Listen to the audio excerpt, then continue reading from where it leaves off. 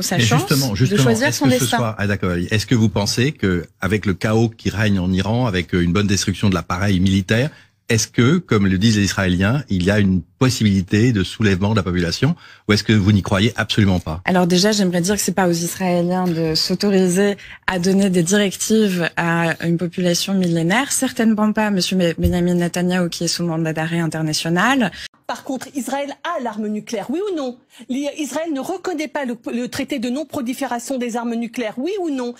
Israël se met en dehors des traités internationaux sur le nucléaire, oui ou non? Iranienne. Moi, je suis née ici, j'ai grandi ici. Je n'imaginerais pas qu'on se pose la question en ces termes en France. Imaginez simplement, il y a un mauvais dirigeant qui serait un dictateur sanguinaire en France et une puissance étrangère arrive et dit on va faire un régime change, on va modifier la carte du Moyen-Orient. Mais qu'est-ce que ça veut dire ça? France entière reprenait Femme Vie Liberté. Donc Femme Vie Liberté, à la fin, c'est la mort.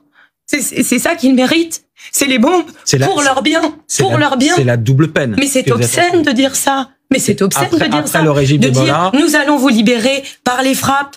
Nous allons vous libérer par les frappes.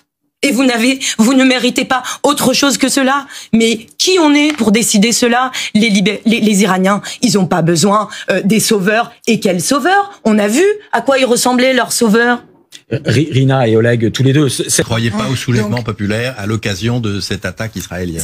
Ce n'est pas, en fait, la question n'est pas de se dire est-ce que on va pouvoir laver notre conscience, nous, communauté internationale, qui avons complètement abandonné cette population civile, de la voir se faire bombarder et se dire bon, alors dans ce cas-là, ça peut être pas trop mal parce que finalement ils peuvent se saisir de cette opportunité pour se soulever. Il me semble que ça c'est un discours qui est irresponsable. Par contre, se dire que on va faire un cessez-le-feu et rectifier le tir aujourd'hui, le chaos, et semer dans tout le Moyen-Orient, dans toute la région. Si on rectifie le tir aujourd'hui, il est temps de dire stop, il est temps de saisir cette occasion. Alors justement, on va écouter le ministre des Affaires étrangères. Sa chance de choisir son destin. Est-ce que vous pensez que, avec le chaos qui règne en Iran, avec une bonne destruction de l'appareil militaire, est-ce que, comme le disent les Israéliens, il y a une possibilité de soulèvement de la population, ou est-ce que vous n'y croyez absolument pas? Alors déjà, j'aimerais dire que c'est pas aux Israéliens de s'autoriser à donner des directives à une population millénaire, certainement pas Monsieur Benjamin Netanyahou qui est sous mandat d'arrêt international. Et qui les bombarde en leur demandant de se soulever, ce qui est absolument obscène. De la situation pour se révolter ou pas? Alors, les Iraniens, il n'est pas question ils nous ont pas attendu nous ni les bombes de Monsieur Benjamin Netanyahou pour se soulever. Premièrement, la deuxième chose, c'est que aujourd'hui, la première condition à pouvoir exercer le droit à l'autodétermination pour la société civile iranienne, c'est donc un cessez-le-feu immédiat.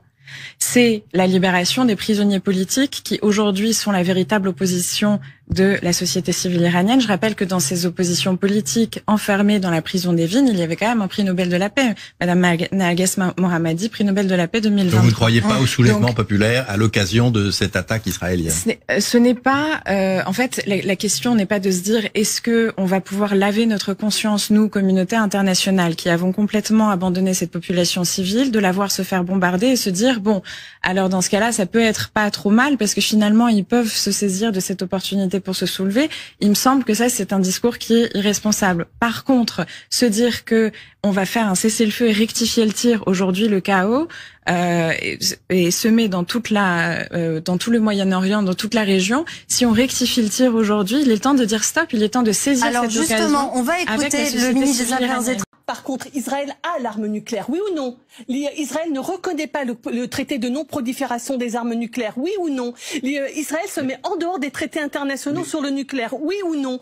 Alors pourquoi est-ce qu'on ne dit rien à Israël concernant l'arme nucléaire qu'il détient, alors qu'en dehors de toute accord international, je n'accepte pas l'idée qu'aujourd'hui on déclare que Israël a le droit de se défendre alors que c'est Israël qui attaque, c'est Israël qui a l'arme nucléaire et c'est Israël qui se comporte de façon guerrière avec tous ses voisins. Enfin, Israël attaque le Liban, Israël attaque la Syrie, Israël est en train de commettre un génocide à Gaza.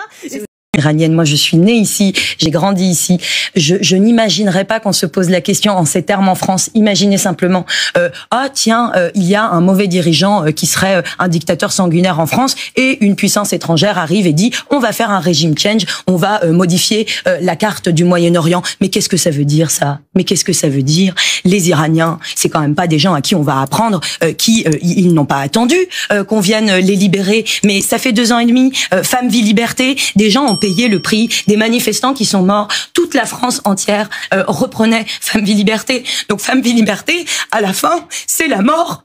C'est ça qu'ils méritent. C'est les bombes pour leur bien. C'est la double peine. Mais c'est obscène de dire ça. Mais c'est obscène de dire ça. Le régime de dire, nous allons vous libérer par les frappes. Nous allons vous libérer par les frappes. Et vous ne méritez pas autre chose que cela. Mais qui on est pour décider cela? Les Iraniens, ils n'ont pas besoin des sauveurs. Et quels sauveurs? On a vu à quoi ils ressemblaient, leurs sauveurs. Rina et Oleg, tous les deux.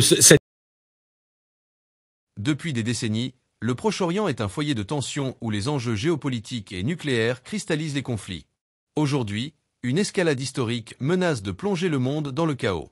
Israël, État doté d'un arsenal nucléaire non déclaré acquis en dehors de tout cadre légal international, a récemment lancé une attaque ciblée contre l'Iran, invoquant le prétexte fallacieux de détruire son programme nucléaire civil.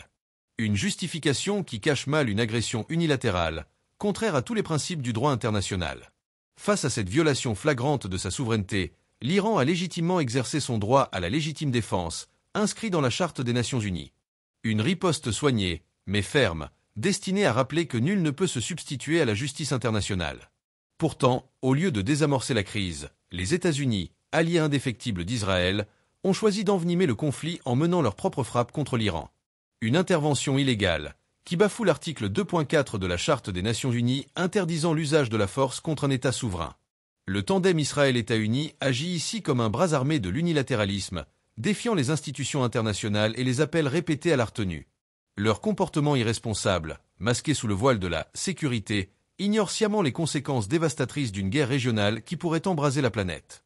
Car derrière ces actes d'agression se profile une réalité terrifiante. Un conflit qui, en quelques heures, pourrait entraîner des puissances nucléaires rivales dans une spirale incontrôlable.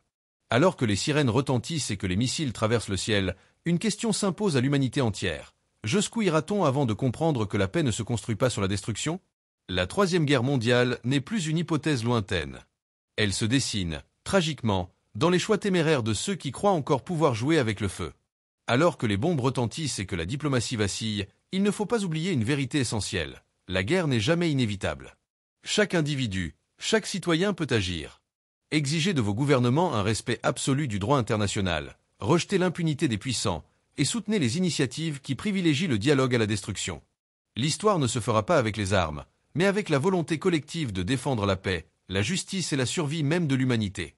Regardez, commentez, partagez cette vidéo pour diffuser l'information qu'on ne voit pas dans les médias traditionnels au plus grand nombre.